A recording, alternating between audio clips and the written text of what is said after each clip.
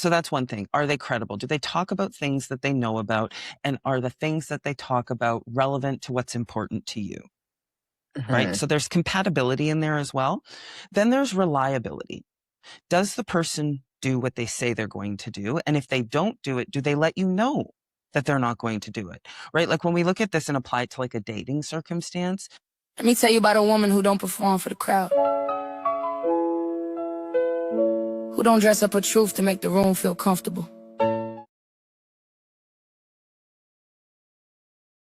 How's it going?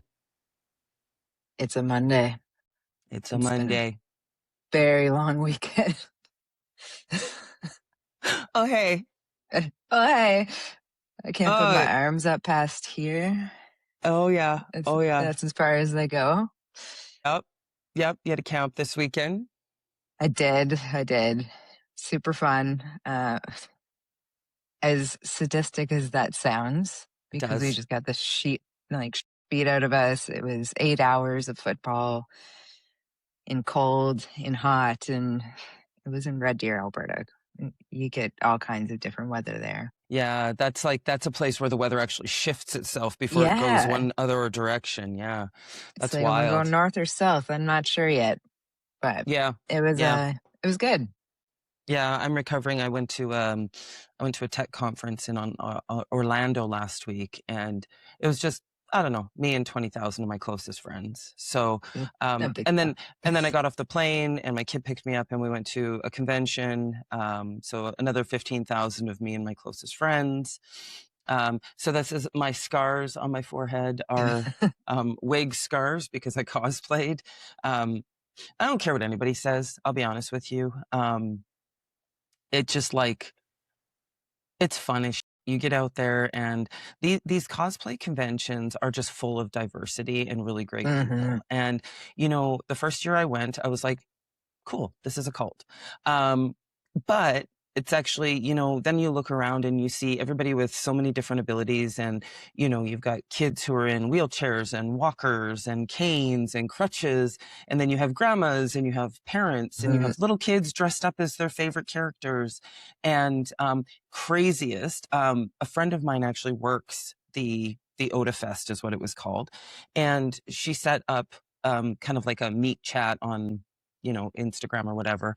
And one of the guys that I worked with 25 years ago when I was going to school, because I worked at a Pizza Hut in South Calgary, came down and she wasn't able to make it because unfortunately her parents got sick. Her mom got pneumonia, which, sending all the good loving and vibes to her.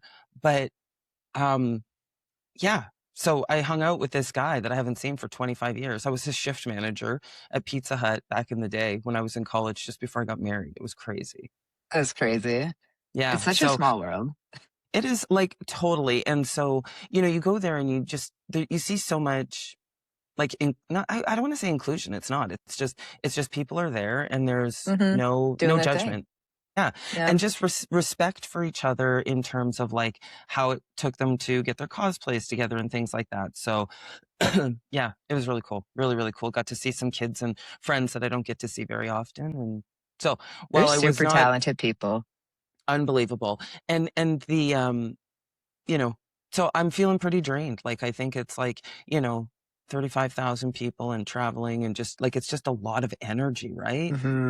And then you just stack that on top of world events and, all of the other dog shit that we're dealing with as humans. And it's it's a Monday. Yeah, okay. But it's a good Monday because it's a Monday off work. So, hey, come on. Victoria Day here. Victoria Day here in Canada. Cheers to Victoria. Thanks for the day off. We appreciate you. Don't know who she is. I'm just kidding. No, I don't literally. I have to Google these things sometimes. Me too. Why are we getting this day off? Yeah. I'm not complaining. I'm just a little curious. And, it reminds me of the story of so I was telling the story to a leader, a CIO that I was talking to at the conference. And I said, we do the things that we do as a society because we've always done them, right? In my world, I call those QWERTYs, right? So I'm going to tell you two stories. So the QWERTY keyboard, right? We all know what that is, right? Yeah, oh yeah. Okay, so you know how it came Look about? down at your keyboard if you don't. Yeah, look at your phone. So the QWERTY keyboard came about because back in the day, they were all alphabetical, and when they were sending telegrams, the women would be sitting there typing, and their keys would get stuck in the alphabetical order. And so some really smart engineers, bless an engineer, thank an engineer if you know one, went and took it away, and they put it into a cadence where when they were typing, their keys wouldn't get stuck. Great, we love this. How many times do your keys get stuck on this? Yeah. They don't. Granted, I do misspell, so does that count as a stuck key? No, I'm pretty sure that just is what we call the 6-inch problem. It's 6 inches from the screen. Yeah. So, we do the things that we've always done, but then we always think about like things like we find this repetition in the day, and we come to work and we do things, and there's a culture, right? And so culture is built in such an interesting way. And so there's this study that was done, and they put a bunch of monkeys in an enclosure together, and they put a ladder in there, and at the top of the ladder, they hung a bushel of bananas. And so the monkeys were like, oh, yeah, bananas. And so they started running up trying to get these bananas. But every time they did that, they got sprayed with water. And so they were like, well, we don't particularly care for this a whole lot. So they stopped doing it. So then what happened was they thought, okay, well, let's see what happens if we put a new monkey in. So they took one of the legacy monkeys out and they put a new monkey in. And this monkey was like, oh, shit, yeah, bananas. And it starts running up the ladder. And all of the other monkeys grab it, pull it down, and beat the snot out of it. And it was like, this is not what we do here. Yeah, we do not eat those bananas. Water. Yeah, nope, this is not okay. I'm not getting. And so eventually what they did was they cycled all of the monkeys out that were originally there and sprayed with water. And they would insert a new monkey, take a legacy monkey out, insert it. And every single time the new monkey would come in, it would try and climb the ladder. The monkeys would beat the snot out of it. And eventually none of the legacy monkeys who actually got shot with water were in the enclosure, but yet they were still beating the snot out of any new monkey that would come in and try and passes down. It's culture. Which is a crazy concept, but it's where we live. So, but it's easy to change your, not easy to change your culture, but it can be done. Yeah. Absolutely. So thank you, Victoria. We don't know who you are, but we appreciate the day off to recover from conventions and football. Yes. Someone will tell us eventually what that is for, but the internet's I'm pretty great sure for it was that. a queen. I think it was a queen. Yeah. The internet's great for that. Somebody will tell us how stupid we are. So, yeah. And the amount of shit I Google is kind of concerning sometimes.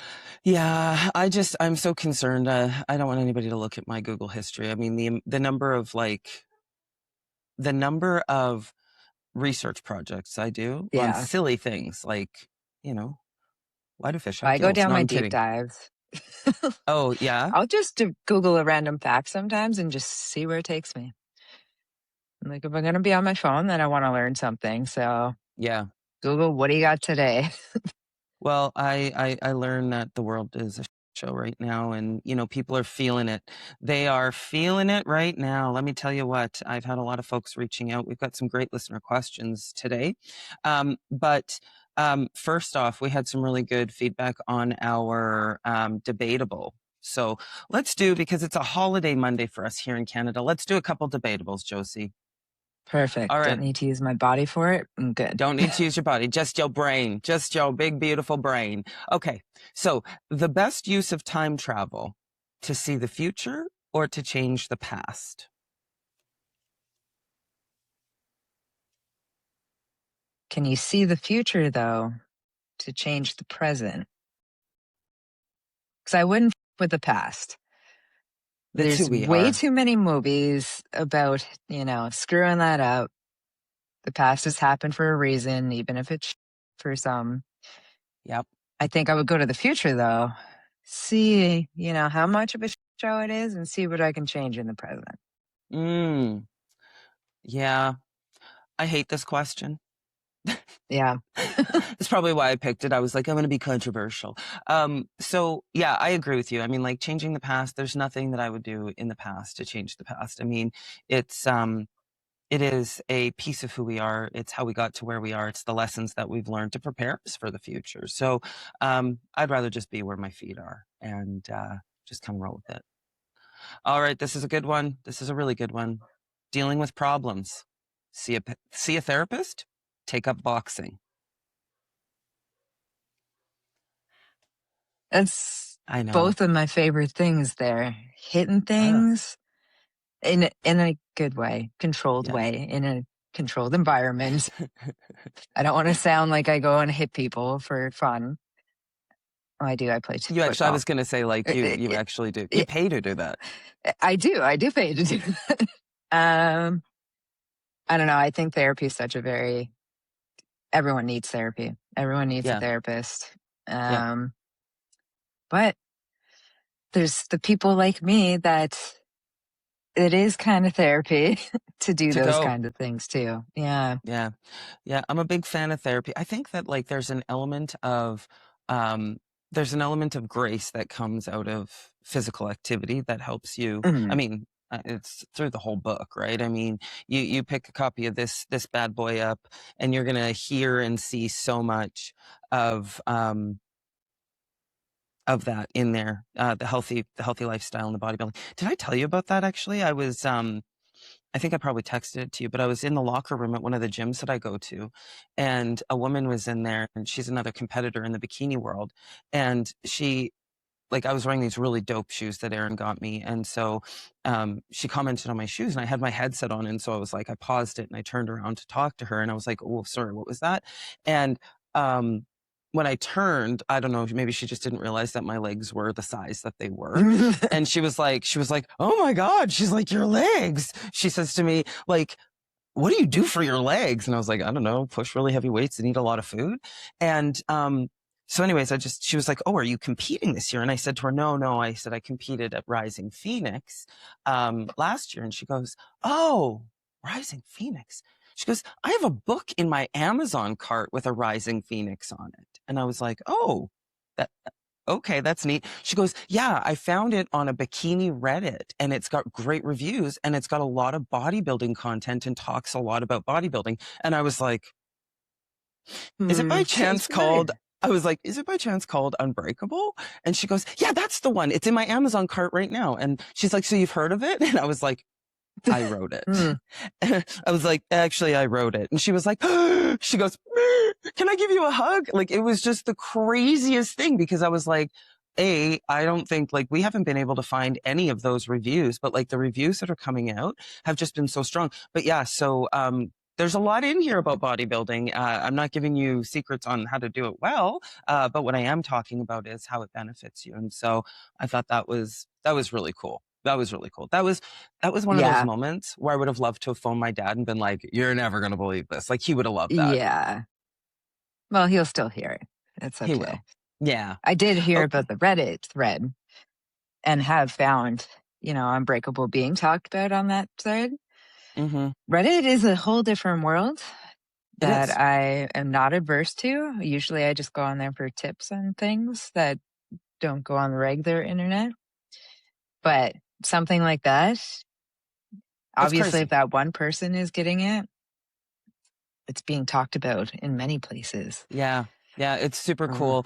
And, we have some really, really fantastic listeners in the United States. I've actually connected with a couple of our readers and, a couple of people who have become friends, right? In the past couple of weeks, people who we've met through the bodybuilding community and folks who are kind of going through their cycles and growing and things like that. And I'm super stoked to have those relationships because when it's people who are like-minded, and it's one of those things where when I come away from those conversations, things that are said in the conversation are, it's great to find my people. And I just, when you're like looking for the purpose of life and you're trying to find meaning and you're trying to find placement and where do I belong? And then you just happen to meet people along this journey. And, so yeah, it's been awesome lately. Just really, really good. Yeah. So, a lot of people coming out and talking about it. Yeah. And just, I think forging relationships that are ones that I would consider to be long standing and that would, that are like soul feeding. Right. And it's, Yeah, I'm just so grateful. I'm grateful that the book has brought people to us and has allowed people to identify things for themselves or to kind of think about things in a different way. And, so I'm super grateful because those connections are really, really valuable. Yeah, I agree. Yeah. And Okay. then if you want to leave a review, you can easily do so.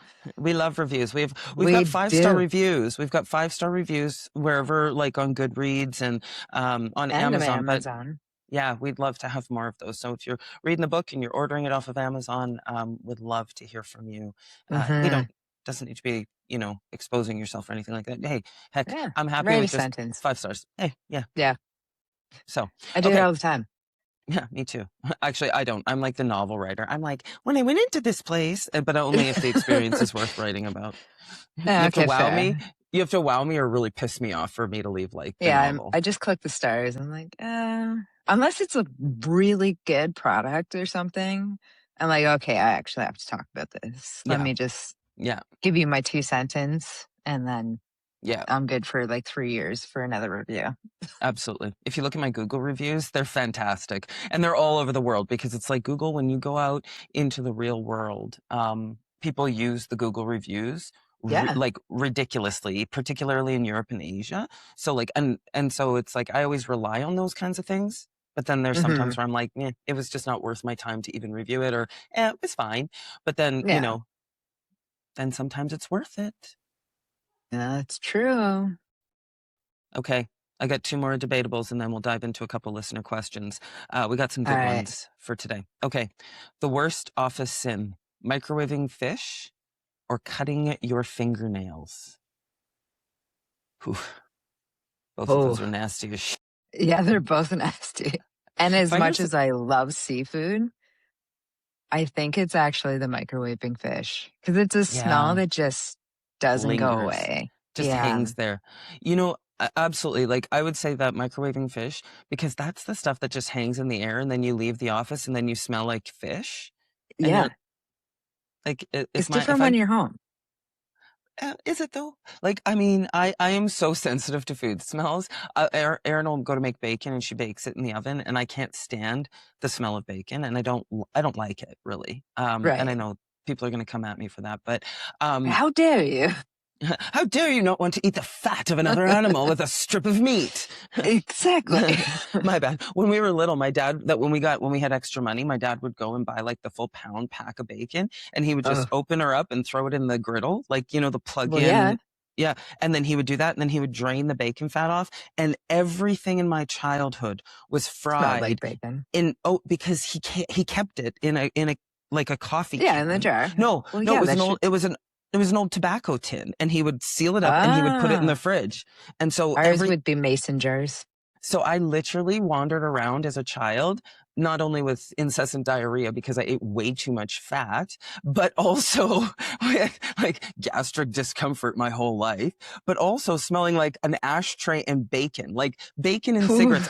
I'd go to my neighbor's house and she'd be like, "You smell like an ashtray." And I was like, "Well, that's really rude because I don't smoke." And she's like, "Yeah, I just eat it." Yeah. So I just eat everything in bacon. So in our house, I close the bedroom, I close my office, I close the basement, like anywhere where I have to go and be. And then I take anything that's mine that has like fabric and I move it. And I'm very blatant about it. And Erin's she's so like, whatever. I'm like, or I'll be sitting and somebody will be cooking in the kitchen and I'll be like, "Do you have the window open and the fan on?" And they're like, "No." "Could you please? Thank you." I do not like smelling like food. It just... I mean, yeah, that's fair. That's what I don't miss about working in a restaurant too, is just not just the fryers. If there was fryers in restaurants that I worked in, it's just all the food. But where we live, the kitchen actually is just like a little strip like this. And we have this big patio door. So we just whip open the door, turn on the fan, and food smell doesn't actually stay in the house. Fantastic.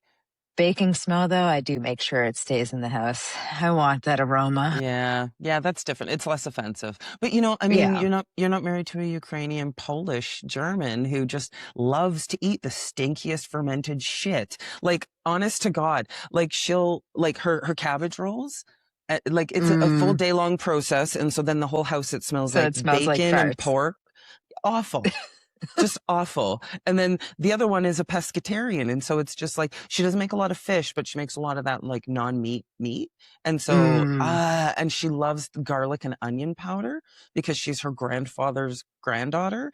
And I'm just like, you people, and I'm like, can I just have some boiled chicken and some frozen vegetables mixed together and maybe a toasted bagel? Like, yeah, nice and simple.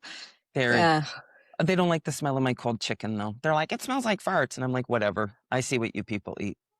Maybe it does. No, it does. It's not good. I don't think it does. When you first open her up, Okay, yeah. Especially if it's in Tupperware, yeah. The crack. Not good. Okay, I do know that smell doesn't smell that great, but the dogs love it. They're like, all right. Yeah, the dogs love smelliest. Whatever you can get the smelliest of, they're like, give me more of that. Yeah, those little rats. I smell dog treats. They're gross. I know, they're terrible. Look at this. I'm trying to keep my scars hidden. It's not working. Okay, last one. And I picked this one. I kind of know which one we're probably going to go with, but I thought it was hilarious. Sex, drugs, and rock and roll versus video games, beef jerky, and sitting. I mean, I'm going to say no to the drugs because 6 years in recovery is coming up. So on the 18th of June? No. 16th. 16th. So, no, 18th. Yeah. Yeah. See? June 18th. I'm right. I don't forget. Like damn. That's impressive. Steel trap. Read it once. Yeah. Okay. But I got to go to the video games and stuff. So. Well, I'm not a big fan of video games, but beef jerky and sitting, I could totally get on board with. Yeah. So. Yeah. Video games, I like all three. Of course you do. If I get up once an hour, I don't actually like sitting for long periods of time because I think the ADHD or the just needing to move kicks in. But if I get up once an hour, I'm usually pretty good. Yeah. Perfect. I like it. Okay, so I've got some really crazy good questions that have come in. And so let's see here. Let's pick a good one. I think, this is a good one. This one is about betrayal and coming back from betrayal. And I think that this is a great one. This is basically, I'll read the question and then we'll come around to it. So, I've been lied to, cheated on, manipulated, and disappointed in my life. And I struggle to trust people. How do I stop expecting the worst from everyone? So this is really hard. About trust and betrayal. And so when we think about this, I mean, gosh, Unbreakable has so much in here because I think that, this touches on several areas. And, it's, again, we come back to the neurology, right? And so when I think about it from a neurological perspective, as we always say, our brain is just a 3-pound piece of meat inside of our cranium. And so it doesn't know anything other than what we feel. And it's so crazy. I've had this conversation around neurology and like kind of changing our thought patterns several times this week alone. And so I think a lot of it comes down to the fact that you can't live a really good, healthy life thinking nobody can be trusted because it's not true. Right. But we are thinking the worst of everything. Absolutely. I mean, well, because that's what you're going to focus your reticular activating system on. And if that's what you're going to do, then that's what you're going to get because your brain is going to filter anything out that validates the opposite of that. Right. So there's a couple of things that go on here. And so we have, through a lot of our work and our research, of course, we have the trust equation. And so we'll put maybe like an equation up on the screen post-production or something, Josie. I already have one. Look at that. Look at you, Pikachu. So with that, what we have is a couple of elements.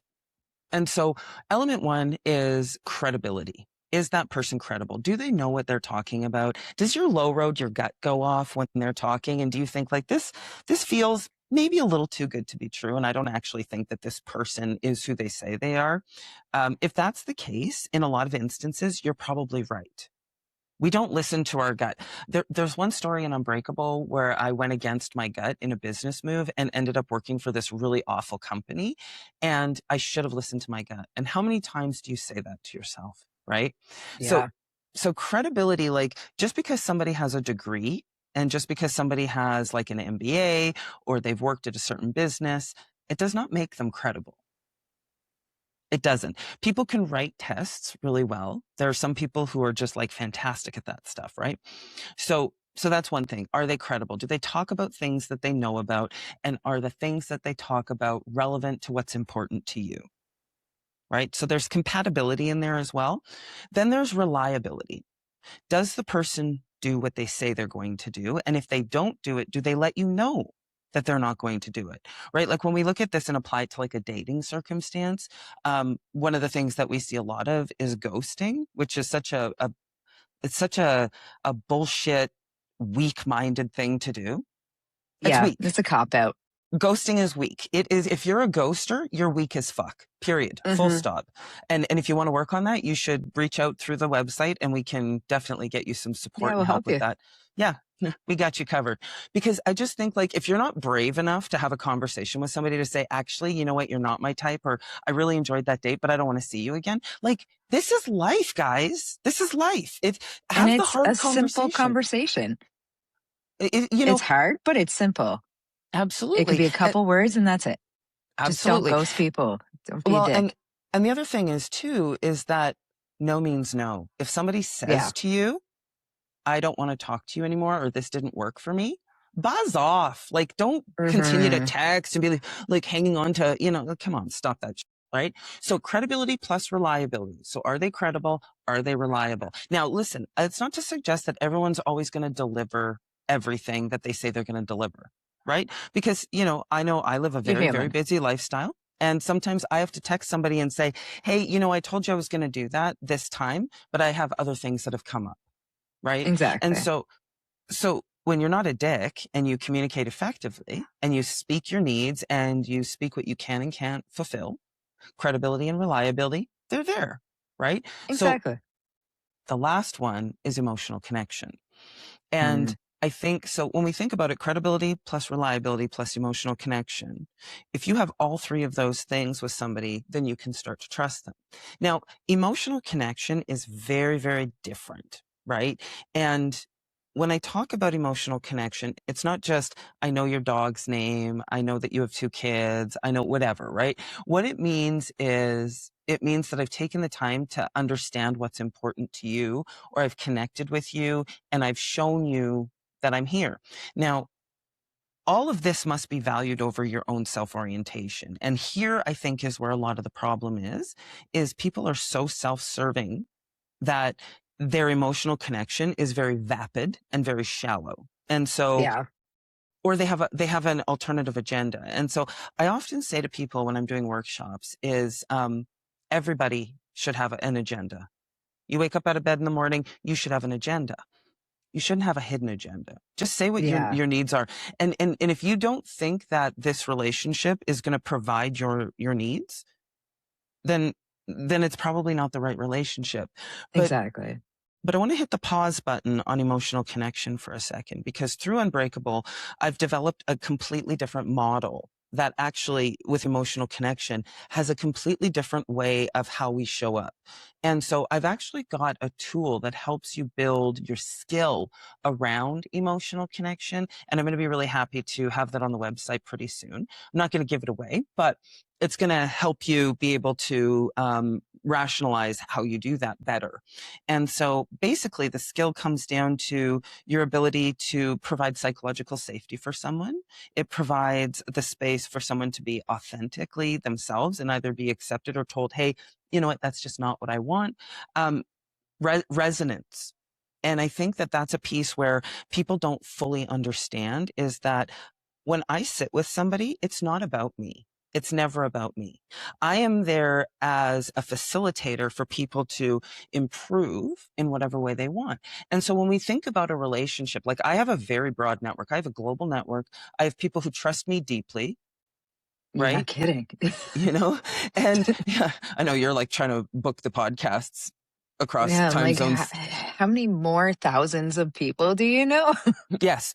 Well, when you're a connector, and so like, I mean, like I've been with, I go to work, I'll be with partners and people will get on an elevator with us and we will know their entire life story before we get to the 20th floor of a building. And it's like, people are like, you just said good morning, right? But hey, when you can be present with people, they get that, right? And so Exactly. it's like I said, it's not about me. When I go out, and this is one of the things why you and I are taking as much time as we are, and we'll talk a little bit about one of our Unbreakable athletes today, but to really release the stories, because I don't want it to appear self-serving. It's not about what we're doing. It's about what they're doing and why they're unbreakable. I want to amplify their stories, not ours. Yeah. And their stories are crazy. They're crazy. great. They're awesome, Yeah. right? So again, like, okay, so coming back to it, when we build trust, it is a multitude of things. But I want to really highlight the one thing here that I think people have forgotten. Establishing trust and having a relationship takes time. Yes. There's delayed gratification. Just because you click with somebody and you feel good about the initial conversation does not mean that they are good people. And let me give you a story. I'll tell you a story about this. So when I first moved to Calgary, I want to say it was my second time down here. And it was just after I had gotten off of the streets. So I've been homeless for a period of time. And I was taking the C train. And this guy sat across from me and we struck up a conversation and we started, chit-chatting a little bit. And we were like, hey, you know what? If we see each other, we see each other. Let's grab coffee again, right? So it was like the early 2000s, I want to say, or even, the very, very early 2000s. And so like cell phones were kind of a thing, but texting wasn't. And so you could call somebody, but whatever. So turns out this guy's on the C train the next day. And so I'm like, okay, let's go grab a coffee. So we grab a coffee and I'm kind of like my retrospect now, especially as like a fully mature adult, because I think at the time I was like 20, maybe. Yeah. Like I look back and I'm like, the red flags were abundant. Everywhere. Abundant. Yeah. I mean, the prison tattoos really should have given it away. But, he had a really nice cologne on that was really, really expensive. And he was a really nice guy and whatever. So we went and we sat and we had coffee. And as we're having coffee, we're kind of getting to know each other. And there's nothing like, no undercurrent to this, but it's just kind of like two young people having a cup of coffee, hanging out. And then so we exchanged phone numbers and we decided we would get together again. And so we did. And as we start progressing down this conversation, he starts telling me like, I said to him something about the fact that I was selling a laptop and he was like, oh, I'm looking to buy a laptop. And he's like, I was like, oh, okay, cool. And he goes, yeah. So, maybe what I could do is I could buy that laptop. So this was like where it was more of a networking thing. There wasn't like an undercurrent of, relationship, whatever. Right. But we were certainly, I think there was attraction there, but it was not something that I was willing to move on because of the fact that he had some sketchy tattoos and stuff. So I think my low road was kind of going off because I was like, well, I should probably kind of stay arm's length from this. I just came off the streets, like whatever. So I was a little tentative, but I was like, oh yeah. So thinking about this business deal, I'm going to offload this laptop, then I'll be able to buy a new one. And he says, yeah, it's for my ex so that my kids have a computer. And I was like, oh, yeah, okay. So he goes and I said, well, talk to your ex and see if it's what she wants. And I give him the, kind of the background of what the computer is, right? So it's one of those like boat anchors, you're carrying it on your shoulder and you're like this because it was back in the day. So I got to be honest, you guys, this is the first time I've ever told this story, like ever to anybody. Because it's so embarrassing to me. So he comes back, we meet together at the same thing. And he was like, yeah, so my ex, she wants this laptop and she's willing to pay you the $500 for it. And I was like, that's great. And so he goes, she wrote you a check because back in the day, that's what you did. Checks were still a thing. It was cash or it was check. There was no e-transfer or anything back then, which is crazy to me now, actually thinking about it. So he comes and he meets me and he gives me this check, and for all intents and purposes, the check looks fine. I feel okay about the transaction. My gut's kind of like ding, ding, ding, ding. And I hand Verify that first. I hand this man the computer. We have a coffee and he gets on the train and he is never to be seen again. He does not answer my phone calls again. Oh, and the check bounces. Of course it did. So the bank gives me, I went to go validate it at her banking institution, and it didn't come back as positive. Like, they were like, yeah, no, there's no money in this bank account. We can't cash this check. You won't be able to cash it. And I was just like, shit. So, of course, your full information used to be on a check, your address, your phone number, but it was very evident to me, being the daughter of a corrections officer. Now my wheels are turning. So I phone this woman on the check. I phone her, and she goes, he and I do not speak. He is delinquent on all of his maintenance payments for our children. And I have not received the laptop, and you are not getting any money because A, I don't have any money, and B, I don't have a laptop, and C, he's a piece of shit. And so just because you forge a connection with somebody, even having that dialogue and putting yourself in that situation, the hidden agenda. The hidden agenda. And it was, he was a criminal. And so, hence all the jailhouse tattoos. Yeah. The first red flag. I don't know. Listen to your gut, schmutt. Like, whatever, right? And so it's just, so when we think about how we create those connections to people, you have to put time and recognize that building relationships is actually delayed gratification. And I think that because we are a dopamine-based society, because of our addiction to instant gratification and social media and likes and all of that, you have to learn how to detach yourself from that first. Yeah. Bridge isn't built by just one step. No. And frankly, I remember I was at an event one time, and I heard this girl say this, and I think it is so powerful. How could you possibly expect somebody else to love you when you don't even love yourself? Yeah, that's a hard-hitting one. Right? And I think that a lot of people, we look for that external validation from other people. And what do we say on this show? What do I say in life? Validation is for parking. It is not for people. Right? So my feedback to you here is this, recognize your patterns, right? Recognize the things that make you feel uncomfortable when somebody starts to interact with you. Recognize your attachment style. When somebody gives you attention, do you instantly feel like a flower in the sun and you're like, oh, this is so great? Wait a minute. Or do you do what I do and want to run the other way? Avoidant is what I am. And I know that about myself, but that also took years of learning that about myself. Like, why do I run in the other direction when these things happen? But I was able to foster really great relationships by finding that out. I'm like, okay, how about you tap the brakes on your compliments and stuff like that? Just sprinkle them instead of smother me with them. And then I will come out of my little cave and we'll end up being great friends. And that's what happens. Absolutely. Well, but we're also in a space where love bombing is a real thing, right? Yes. And I have been love bombed, and it's destroyed a good part of my life. So I think, yeah, like you said, it's an instant red flag for me, even if it's good intentioned. Yeah. Like, sprinkle your love. It's like, okay, am I being love bombed, or is this actually who this person is? And that's the trusting thing. That's exactly it. And I think that, frankly, people can attach very quickly. I experience it quite often, and it's because I'm a kind person. People oftentimes mistake my kindness for two things. One is weakness, which it is not. No. I'm not a weak person.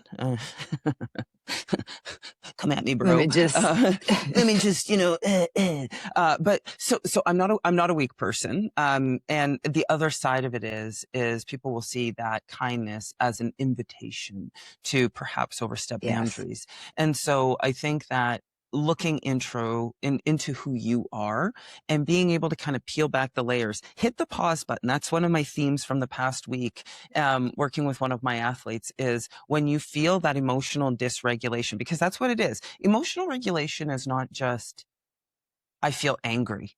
Anger is like one emotion of like 100, right? Yeah. And so when you feel adoration, when you feel, stars in your eyes, when you're feeling that really big swell of somebody really being attracted to you and really liking you, and they're giving you all these compliments and stuff like that, love bombing to me is, it's very uncomfortable, and it actually turns me off like so fast, because for me, that's a trigger.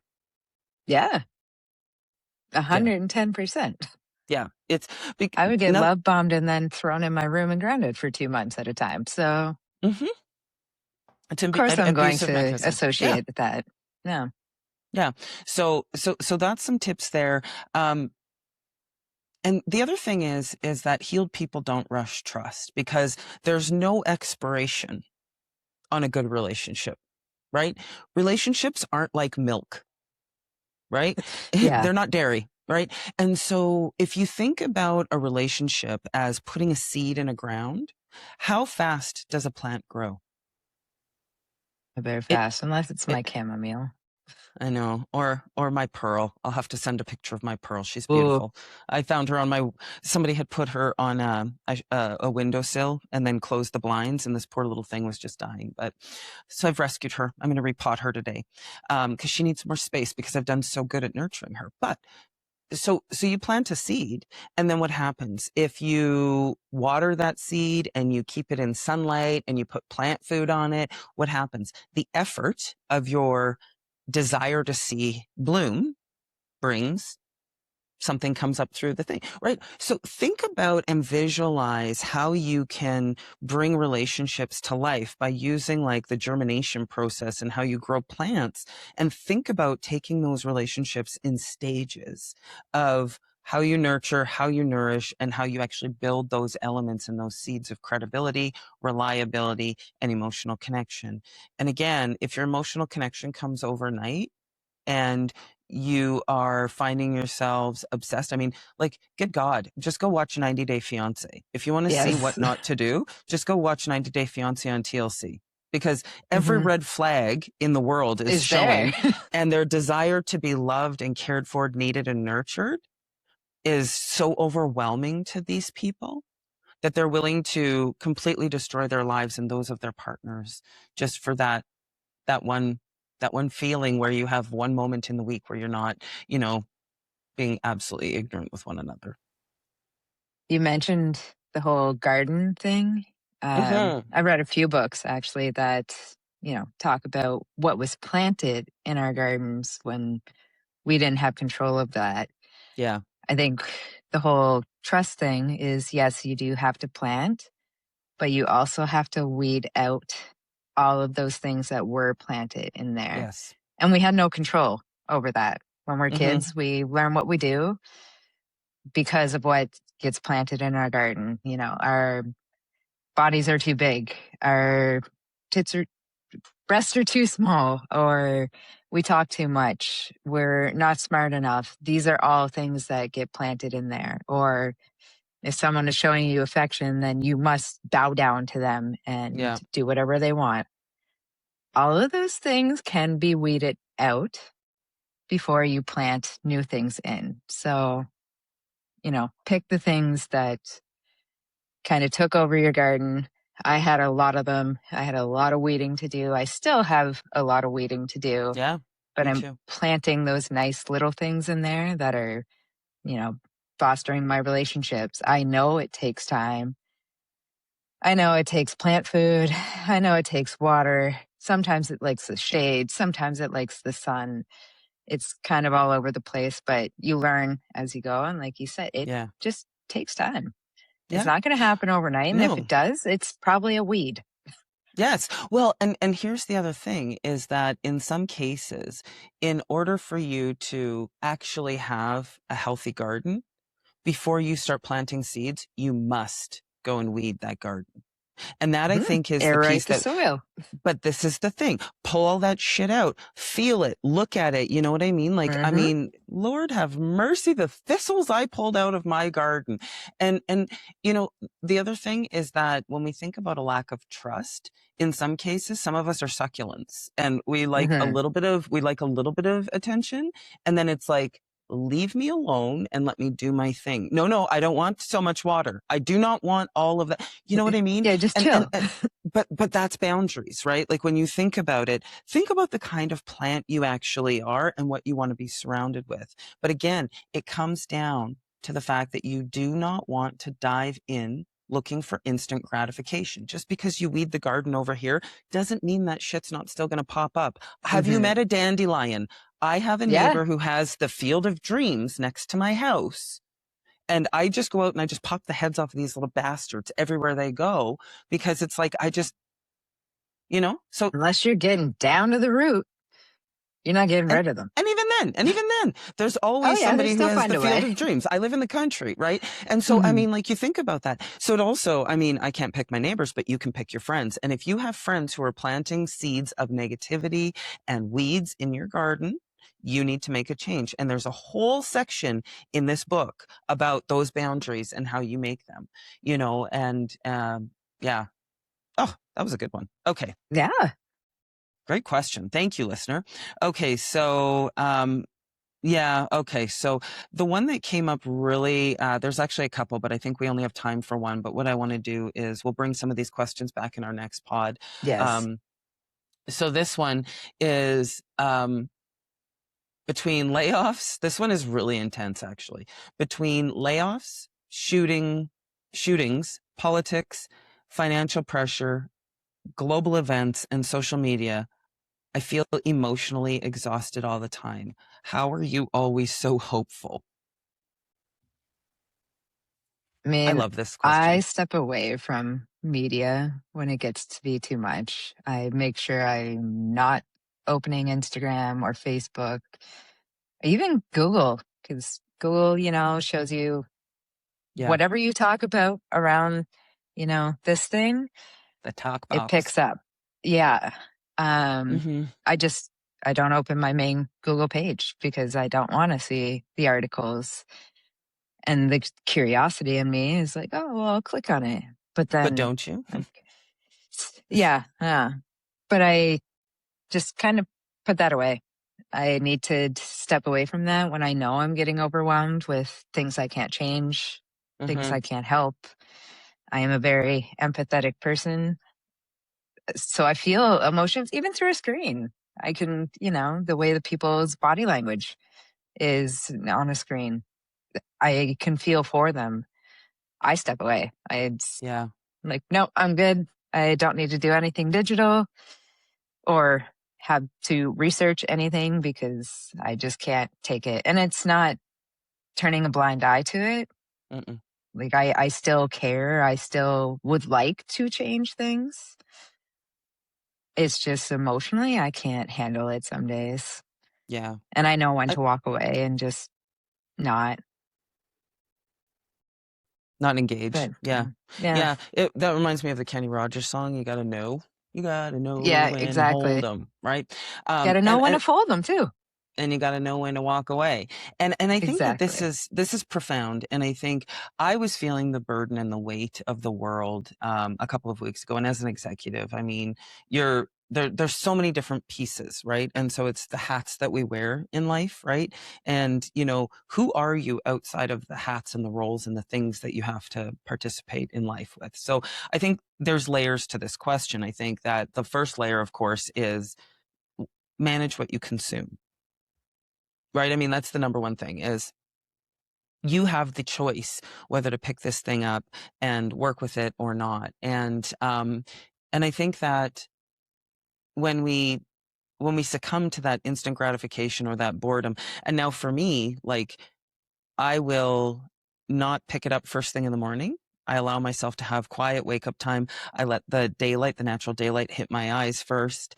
So I do things to feed my natural circadian rhythm before I go into that. Because if you are starting your day consuming all of the dog shit that's going on in the world, I mean, you're asking that's what the rest of your day is going to be like. Yeah, absolutely. And so it also like I found before I really created this disciplined approach, what I was finding was I would carry some of that, like some of that emotion or that heaviness into the day, or I would feel that anxiety as I was kind of moving through. So that's the first thing, is start your day with something less disruptive to your brain. Don't give cortisol a reason to spike. The second piece is, certainly staying away from it, right? So for me, I allow myself to go on social media pretty much when I'm on airplanes and when I'm doing cardio.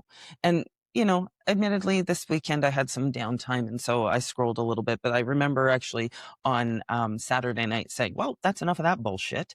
And I put my phone down and I was like, well, I'm going to watch Family Feud or Saturday Night Live or something to really give me some distraction. Decompression almost. Yeah. And so I think there's two things, and I know exactly what you're touching on when it's like, it's not that I don't want to support the cause, it's just that I need to have a break. And this is where I think we find the division between, I have to be a social activist and have my voice lent to this. We're at a time where I think we've been beaten down so badly by the nonsense that we've seen in the geopolitical and the global space that turning it off feels good, but it also is anxiety provoking because it feels like, I feel like we're helping these regimes achieve their goal of beating us down. It's a tactic, right? Yeah. Certainly understood and appreciated. Then I tell myself, what fight is mine? Right? And I can have and lend my voice in ways that are not going to harm my mental health and well-being. And so it's finding those spaces. The second thing is, so put your phone down. Don't pick it up when you wake up in the morning. The second one is move your body. Yes. Move your body. Get out and go for a walk. I feel like picking my phone up and scrolling. Get out for a walk. And I want you to find 5 things that are amazing to you. And if you can't look at a bumblebee and think, holy shit, that's amazing, all I have to say is, what's wrong with you? Be more present. Yeah. Do you not see their cute little bums? When they're sleeping in flowers? Oh my God. Have you seen that one? Yeah. Or if you can't get out and appreciate the birds flying in the sky, or you can't appreciate the fact that the sky is blue and that you have, find those moments where you can disconnect and find gratitude in something. Right? Yeah. The attitude of gratitude is so powerful because what it does is it brings you into a space where you're feeling something different, where you're nourishing your body in a really good space, right? And the other thing is, get a hobby. Do something. Do something. You could, get out and find a hobby, find a book club, meet a friend. Just don't lay around and doom scroll, and the chances of you feeling that kind of burden sitting on your shoulders will go away. Right? I agree. And it's just, you have to be picky. Time is the only thing you can't get back. How many hours of Netflix and scrolling? Wow, what a well-lived life. You know why I was able to write a book? Because I didn't sit and watch Netflix and scroll. Probably because I have the attention span of a fruit fly and I'm like a kitten in a yarn factory. But it's like, you go out and just experience life. People say to me all the time, they're like, you have a story for everything. And I'm like, yeah, I kind of do. Because you go out. And I do things and I meet people and I ask people how they are and I learn about others. And I'm kind of like Elf. I spread joy wherever I go because why not? Exactly. Doesn't cost us anything. No. It's actually free. harder to be a dick than it is I agree. to just be kind. Mm-hmm. And it's exhausting. Could you imagine? I lived a good part of my life. Well, not a good part. A few years where I was just like, screw everything. I'm just going to be a big old bitch. But that was exhausting. Big old bitch. It's exhausting because it's like you're plotting your next move and you're looking over your shoulder constantly and you're like, when's the next shoe going to drop? But boy, did I ever serve them. Yeah. It got me nowhere. Yay, I learned quick. Yeah. I mean, when it comes down to it, you literally are in control of everything you consume. And so if you're feeling overwhelmed by school shootings, if you're feeling overwhelmed by geopolitical events, if you're feeling overwhelmed by, the economy, all of those different things, those feelings are valid. Don't take this the wrong way. I need to say that. That's the buzzword, right? Your feelings are valid. It's actually true. They are. However, you have the ability to either accept them as they are or change your perception and your perspective. And I think that when it all comes down to it, you also need to ask yourself one threshold question. what can I control? And in all of those things that are stressing you out, you know what you can control? How much you consume and what your reaction is. Exactly. How much time do you spend debating this on Facebook or Instagram with people? There is one Don't thing be a keyboard warrior. you will never see me having a conversation with somebody online to defend my position. Like, what? Yeah, same. Scram. I got no time for that, because you know what? Time is the only thing we can't get back, and I am not wasting it on some douche canoe on the internet. Yeah. Who's just sitting there deliberately trying to be inflammatory. And when I see people take that bait, I'm like, how much time do you have in your life? That's crazy. Too much time. Get a hobby.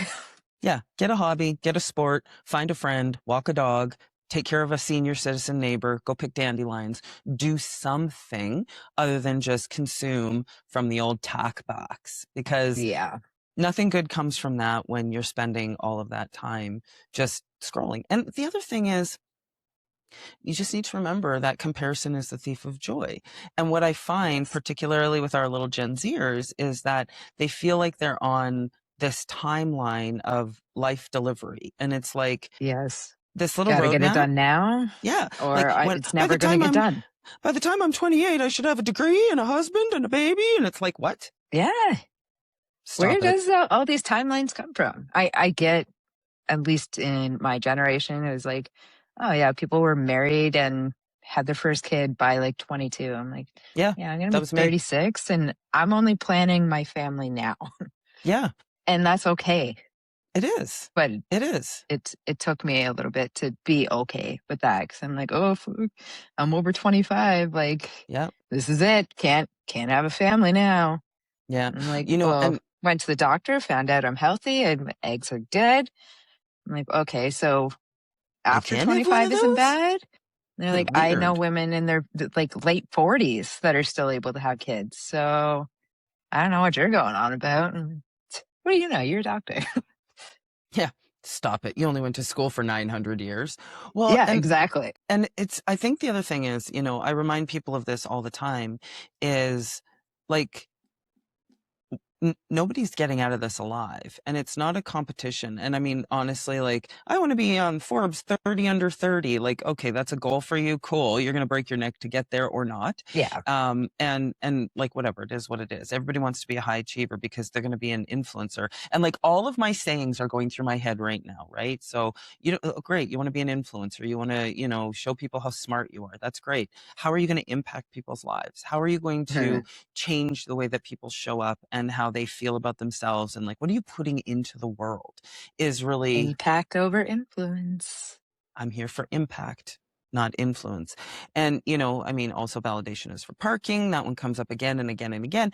And the last one is the journey is the destination. There is no end game to this. There's no end game. And I mean, well, there is. But between now and the end game, it's like, just enjoy the journey. See where you are, be where your feet are, and find a way to be present in what it is that you're doing. Be intentional in what you're doing. The reason you are so anxious about world events and the things that are going on around you is because you're consuming too much and you're not present enough. If you want to do something good in the world, if you want to be that light in the world, be the change. But being the change doesn't happen on the internet. I don't care what anybody says. You can go and have 500 followers, 500 million followers, and that's all well and fine. But what are you actually doing? Yeah. What are you providing the world, right? It's like, listen, I'm going to be gratuitous for a second. I am out in the world all the time. I have been since I was a young child. I do not have a massive following on my private social media. I don't even have a massive following on my book social media. And that's okay, because it's not about that. The social media is one aspect of this movement that I've created together with you. And so when I look at that, I have people, I met up with a guy this weekend, like I said at the beginning, 25 years ago. Yeah. Insane. We've crossed paths. The fact that I met somebody and led somebody 25 years ago, and he felt compelled to want to come and hang out and reintroduce and kind of get to know each other and share life stories, that alone tells you how deep the relationships are that I create with people. 25 years. And that person was like, yes, I would like to hang out with her. Yeah. Come on. That's cool. Exactly. That's what leaving your little legacy is like. That's right. What do you leave behind? You're not taking anything with you. Because like we say, I've never seen a hearse being followed by a U-Haul before. Most of my stuff's donated anyways. Hopefully if it's still good by then. I know. Good luck to whoever gets it. Yeah. Have my things. Yeah. Well, that was a fantastic conversation, and I'm just grateful that we were able to get together this week. And, you know, let's mush on, people. Let's mush on. Pull your socks up. It's the beginning of a new week. Take the time and invest it in yourself. And when you invest in yourself, you sharpen your own personal self-love and your own personal skills. Everything that you do follows outside of that. Agree. And mic drop. Boom. All right, guys, remember, protect your peace, chase your dreams, and stay unbreakable. Meaning no camera rolling, no caption for the gram, no, just the real one doing work that the fake ones can't handle. Yeah, you see the difference, that's the difference, that's the difference. They want you filtered, polished, pretty for the beat, she shows up uncut.